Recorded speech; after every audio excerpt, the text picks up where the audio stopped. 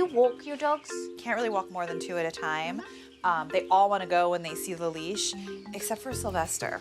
He is petrified, like, of everything. I mean, it gets to the point where we have to corner him. He'll pick him up physically and walk him over to me to put the leash on him. Can I see you put the leash on him? Yeah. Sylvester is scared of anybody who comes in our house, and he's scared of anything he sees when he leaves the house. No idea why, but he won't let me put a leash on him, which is so strange.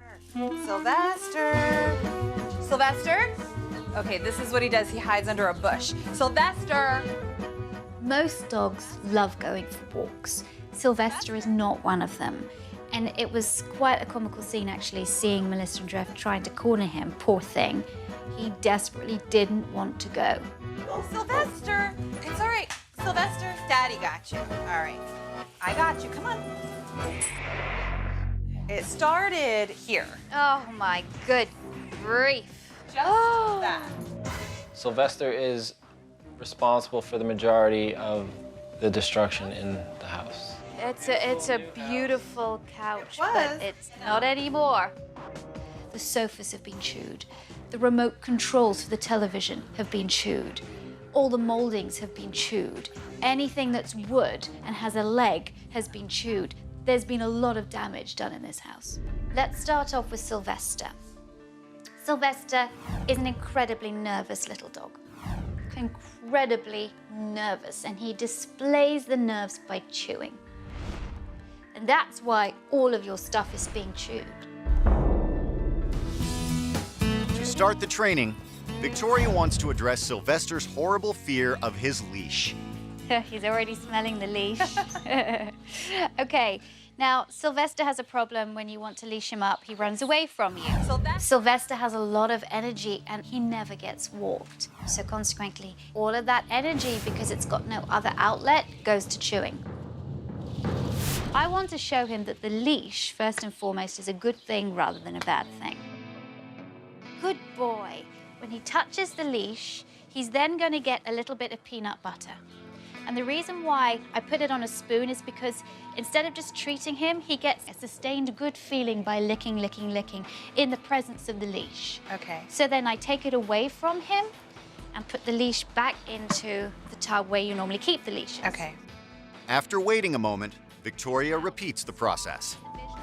He looked at it a bit, wasn't that sure, but the peanut butter overrode his feelings of insecurity about the leash. That's why food is not compatible with fear, because food can teach the brain to override fear. Then, Victoria easily attaches the leash. It made me so happy to think that, oh my gosh, there is hope for this dog. He's not gonna be freaked out and nervous forever. Sylvester has no etiquette on the leash, and I just wanted him to have experience of being outside, a positive time outside, a pleasurable time outside before doing that training. He is hypervigilant, he is looking around. That's fine, that's part of his breed. The fact that he's smelling is really good because dogs that are too stressed can't even do that. I think it's amazing that Sylvester immediately trusted Victoria because this is a dog that could know somebody for days, weeks, months, and won't go near them. Yeah, take the leash with him now.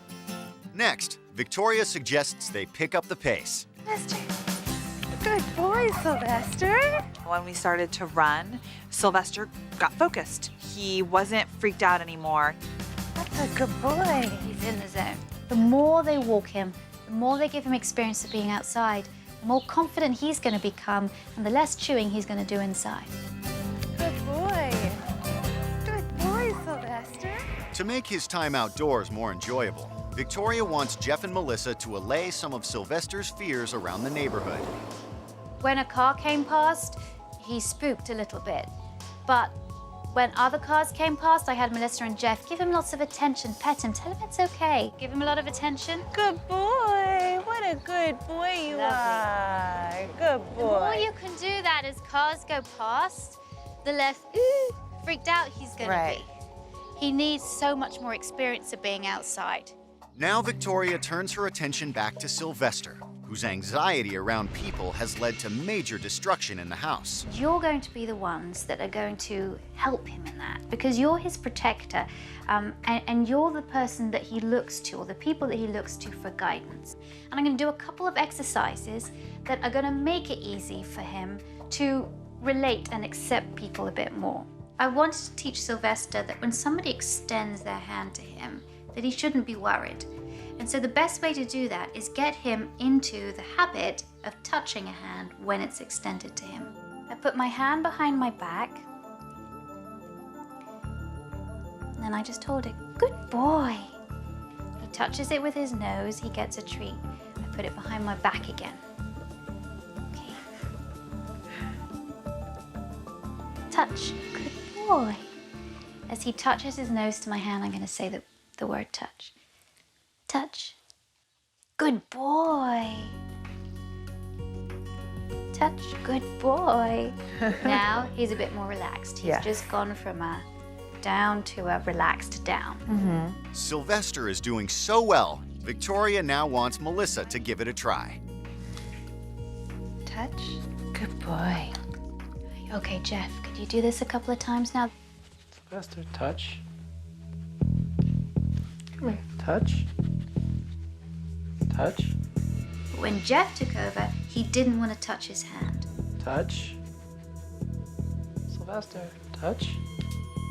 I've had to yell at him in the past to try to train the dogs. In yelling at him, he, probably was fearful of me. I noticed that sometimes when you do a quick movement near him or you walk by him, that he slinks away.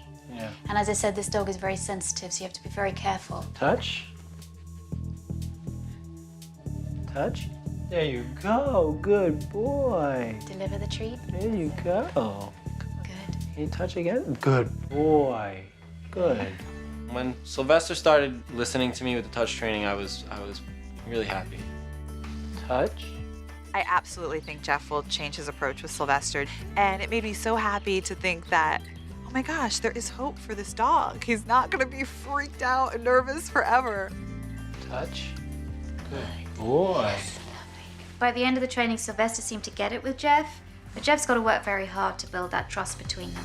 Today, the couple is attempting a walk with Sylvester. Sylvester, you ready for your walk?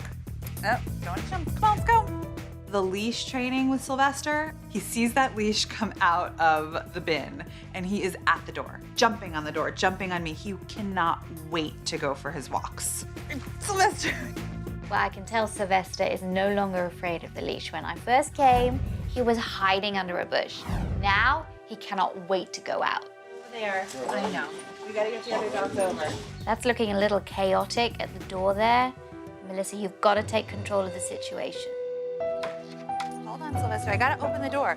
No. Sylvester's new thing now is, as soon as I leash him and open the door, he bolts down the block. Sylvester. Sylvester. All right, come on, let's go. It's almost like he pulls my arm out of the socket.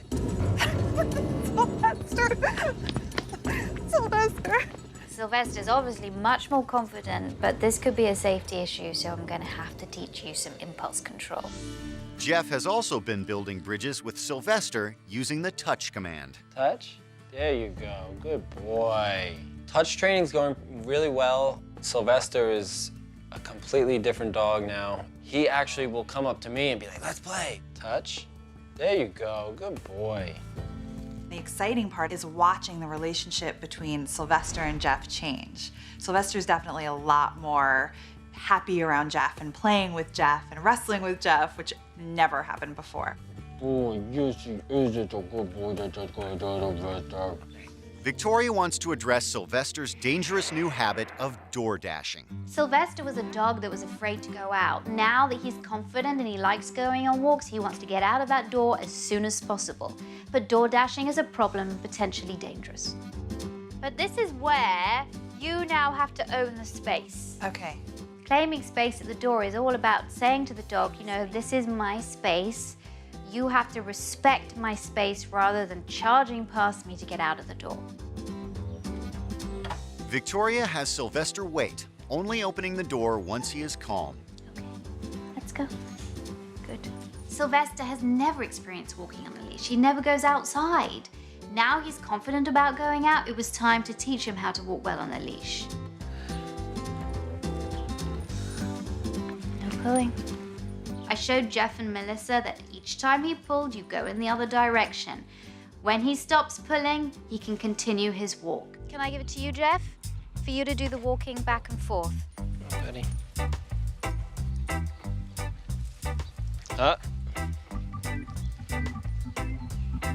It's like I really want to go. The turning around when we had to walk Sylvester, it makes sense to me because he pulls, you go the other way, which is opposite of the way he wants to go. So it just made complete sense to do that, even though you get a little dizzy.